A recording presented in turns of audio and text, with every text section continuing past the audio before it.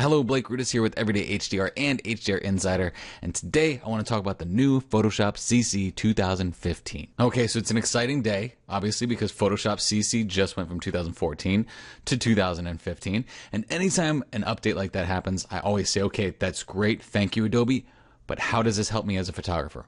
So looking at the Adobe Forum site and looking at the new features here, I went ahead and highlighted all these new features that are specifically for photographers and what you need to know as a photographer. They've added a lot of new features for this whole mobile and desktop transition. Not important for me. They've done a lot of this with the Adobe stock. I don't do a whole lot with stock, so I'm not too worried about that. And then they've done the artboards. So they've added artboards right into Photoshop, but I'm not typically a web designer, so that doesn't really help me. But as a photographer, what they've done with the Panos and with the healing faster, the realistic blurs that you can add noise to, and the multiple layer styles, epic for composite photographers. So let's go ahead and jump into Photoshop CC 2015, take a deep look at these three new key features that are really going to help you as a photographer in Photoshop CC 2015.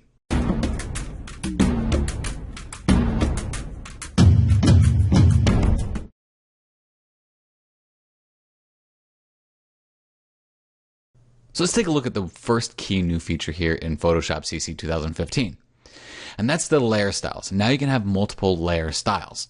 So for this, we're going to use a very simple demonstration. That simple demonstration is just a square box here, nothing special. Typically where I would use this multiple layer style option is going to be in composite work. So if I'm doing a big composite that's a bunch of layers thick, I used to have to put some layer styles on there, rasterize that layer, duplicate that layer, rasterize it so I didn't lose any of the history, create a new layer style. It was a pain in the butt. So now all you have to do is double click right here next to that layer 3, and it's going to open up your layer styles panel. And typically what you're going to see that's different here are these plus signs. So let's take a look at this. Let's put a stroke path on here. So this stroke path is going to be black on the inside. All right, so we'll increase that so you can see that there's black on the inside for this stroke path. But what if I wanted another stroke path with a different color on the outside? All I have to do is press this plus sign to add a new stroke path and go to outside and then change that color to something like red. So now I've got a red stroke path on the outside, a black stroke path on the inside. That's pretty cool. Now let's look at the drop shadow. So if I click on the drop shadow, I'm going to make a double drop shadow on here. So we're going to have one drop shadow coming in at this angle here. I'm going to remove this use global light option here and move that drop shadow over so that we have a drop shadow moving to the left. Maybe increase the size a little bit, make that big so that we can really see that. So now I'll press the plus sign next to that, make a new drop shadow. It's going to duplicate exactly what I did with the first one.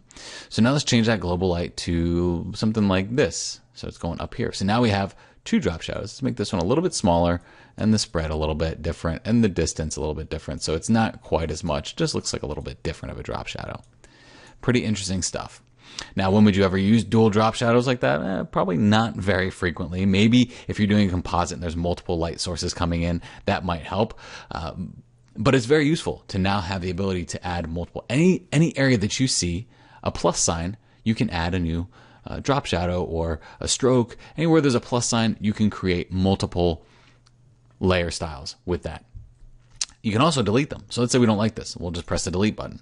You can delete anything that has a plus sign next to it. So we can look at all these that have plus signs next to them and just delete anything with a plus sign. If we wanted to clear out our palette, let's say we didn't want any stroke paths on there, we wanted to make this really minimal, you can do that as well so that you only have certain things available to you. And you can always go back to reset to default list so that all those are there. So if you make a bunch of stuff and you don't like where you went, you just go ahead and press the FX and reset to the default list. Pretty awesome new feature. It's very subtle, but it's very awesome.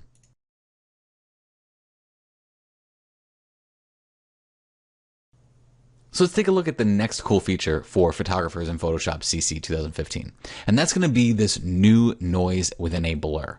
So a lot of times with macro photography, I will push that blur even farther to kind of give it this really serene type of look to it. But when I do that, sometimes I have to add noise to that blur that I put on there and do some masking, and it's really quite tricky, but it was a workaround that I did before.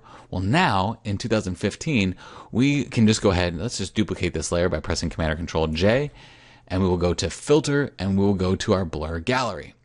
Let's do tilt shift. So in this tilt shift blur, you can see that as we blur this, if we zoom in here, as we blur this, it's just kind of blending those pixels. You know, it's like they all just kind of blend together, and it's not very natural.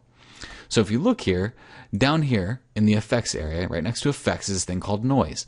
You can now add noise into an area where you're blurring, which is a very powerful little tool here. This used to take me quite some time to add more noise to my blurred areas. A lot of people shy away from noise, but really noise tends to happen in those areas of bokeh. So if we go really high, obviously that doesn't look natural. But if you just go very, very subtly, just by about 10%, you can then increase the size of the noise if you want bigger noise or if you want smaller noise, depending on the area that you're adding noise to. And then if you wanted to add some color into those areas, so that you got to kind of get that natural color noise effect that's going on there. If we make this bigger, you can see that there's these little pits of color noise now that we've added to those areas. So you can actually make some pretty natural looking noise effects in your blurs now, which, you know, noise is a good thing sometimes. You know, you don't always want to be the noise Nazi. Sometimes you actually want to create some noise within your photo. So that's a pretty cool new feature that's been added here that makes our lives a little bit easier as macro photographers or even landscape photographers that want to add that selective blur, but still have that natural noise within the blur.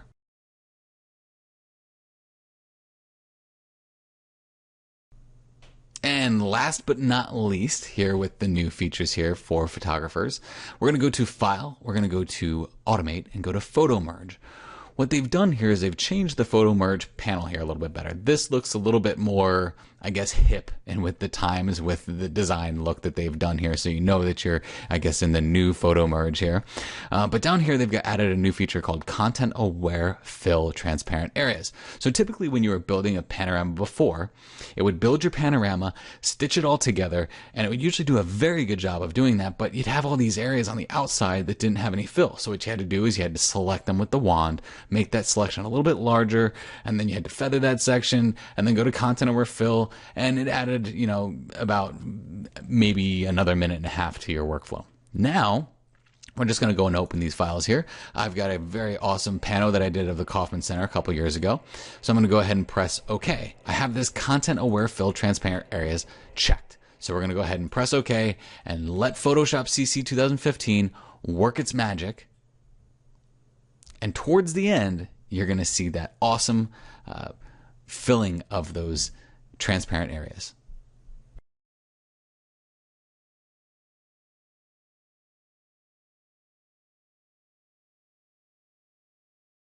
And so at this point, this is where you'd normally have your image done.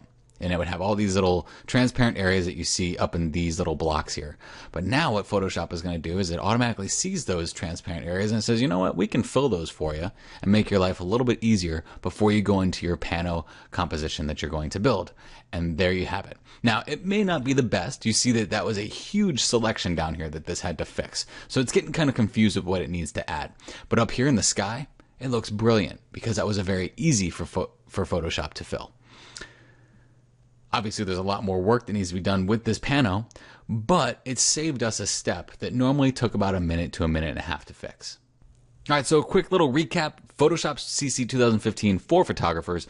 The first thing is the layer styles. Awesome new feature where you can add multiple layer styles. Anything with a plus sign, you can duplicate and add more layer styles. So you don't have to rasterize and jump through hoops to make a good, that perfect layer style that you need. Then we have the noise with the blurs. That's awesome. You get that noise that you could fill in with your blur, whether you wanted to add color noise or regular noise, just so that you could get a more realistic looking blur. And then the panoramas with the Content Aware Fill. Excellent new feature that saves about a minute and a half of your workflow time when you're building these panoramas. You also have the heal and patch images faster. That's pretty cool new feature. Enough said on that one. We didn't really need to go into too much depth on that. So I'm Blake Grudas with Everyday HDR and HDR Insider. I hope you enjoyed this tutorial. Photoshop is awesome for photographers, and there's always something new that we can learn. If you like this, please share it with your friends. I know that they probably want to know what's new for them as a photographer in Photoshop. Like it, share it, comment, and subscribe, because if you like what you're seeing here, every week there's a new Photoshop tutorial right here on the Everyday HDR channel. Thank you very much for watching.